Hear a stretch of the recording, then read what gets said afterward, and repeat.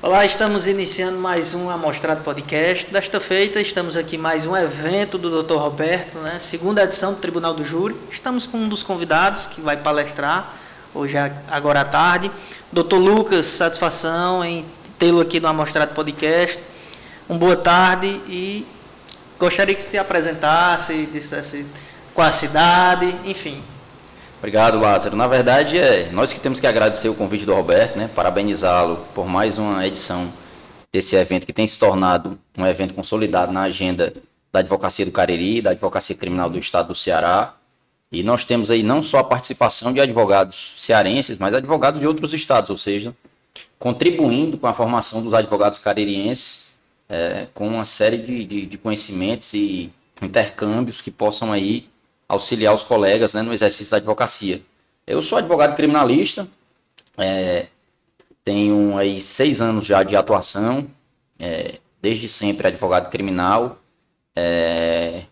pela atuação inicial no escritório, né?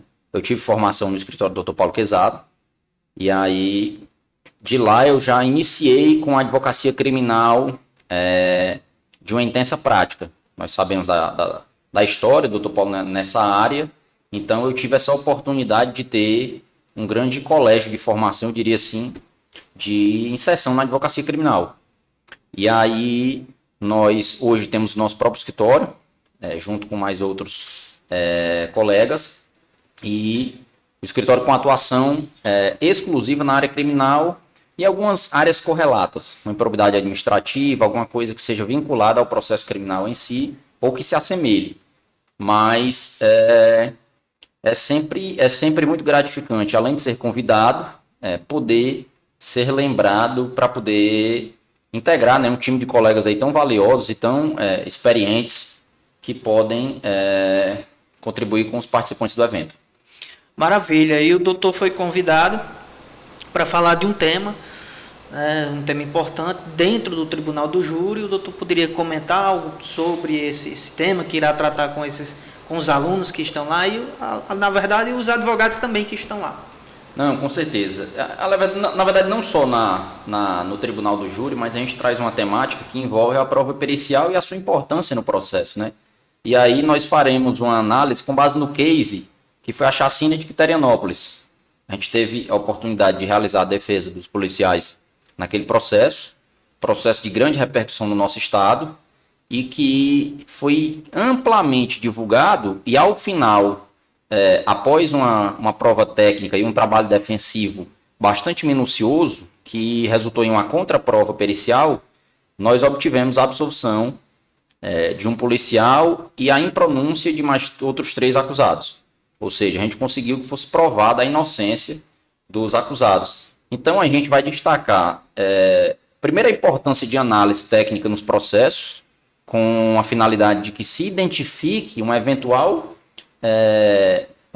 erro de investigação, uma eventual mácula no processo de colheita da prova na fase pré-processual, e também identificar alguns pontos que possam culminar, ou seja, que possam resultar em uma nulidade pericial. E aí eu não digo só nulidade, mas digo também com uma perícia que, de certa forma, não tenha obedecido os regramentos. Aí a gente tem a questão da cadeia de custódia, tem a questão do princípio da mesmidade, ou seja, se aquela prova que está sendo validada judicialmente, ou se aquela prova que está sendo valorada na instrução processual, ela é a mesma prova que foi colhida na fase pré-processual, ou seja, no âmbito do inquérito policial. Aí a gente entra com a doutrina de Geraldo Prado, tratando da cadeia de custódia, tratando do princípio da fiabilidade probatória, ou seja, as provas têm que ser provas confiáveis, nós temos que ter provas que apresentem uma idoneidade para que o magistrado eventualmente venha valorá-la de maneira correta. Então a gente vai fazer toda essa abrangência com base no case Quiterianópolis, com a finalidade de demonstrar a importância de uma análise processual minuciosa e também a importância da prova pericial para o deslinde do processo. E nesse caso, a gente tem uma questão interessante, inclusive vai ser explicado no processo, que é o quê? A prova principal que colocou os acusados na cena do crime, no caso os policiais, foi um estojo ou um cartucho, como é popularmente conhecido, que teria sido encontrado na cena do crime e foi feita uma microcomparação balística, que é um exame microscópico feito pela perícia forense, com finalidade de comprovar se aquele elemento que foi encontrado na cena do crime, ele foi eventualmente disparado pela arma de alguma das pessoas que está sendo investigada. E aí tem todos os detalhes que fazem parte dessa prova pericial, né? A gente tem a questão da cadeia de custódia, se esse elemento realmente se encontrava na cena do crime, se ele foi recolhido de acordo com o que determina o Código de Processo Penal com relação a guarnecer a fiabilidade da prova, e se o exame pericial ele foi feito dentro do que determina a legislação e a doutrina. E aí a gente tem o quê? Tem os pontos, eventualmente, que são apresentados em uma perícia técnica, que são levados ao conhecimento do magistrado para fim de que ele valore aquela prova com determinado quantitativo de valor. E aí, nesse caso da chacina de Quiterianópolis, nós tivemos uma primeira perícia que apresentou convergência com relação a um fuzil de um dos investigados. O estojo que foi encontrado na cena do crime foi submetido à perícia e apresentou convergência na microcomparação balística, ou seja, o perito, em outras palavras, disse que o percutor do fuzil teria sido responsável por percutir na espoleta do cartucho. Então, em tese, ele estava dizendo para quem estava julgando, o fuzil do acusado foi quem disparou esse estojo, né? Ou seja, quem expeliu esse estojo. Então, teria sido ele um dos executores. E aí, com o desenrolar do processo, entre outros diversos posicionamentos da defesa, identificar erros de investigação, e com base em um parecer técnico de um perito. E aí a gente vai ressaltar a importância de quê? De que a defesa trabalhe, em determinados casos, em conjunto com profissionais técnicos, ou seja, de maneira interdisciplinar. Você vai sugerir ao seu cliente a constituição de um profissional técnico, no caso um perito, a fim de que ele elabore um parecer com finalidade de concordar ou discordar de maneira fundamentada com a prova pericial que está produzida no processo. E aí o detalhe desse processo é importantíssimo. A defesa solicitava uma contraprova. E o juiz, a todo momento, na verdade era um colegiado. Diante da repercussão do caso, formou-se um colegiado de 3 magistrados, que funcionou na cidade de Itauá, e o colegiado sempre indeferindo.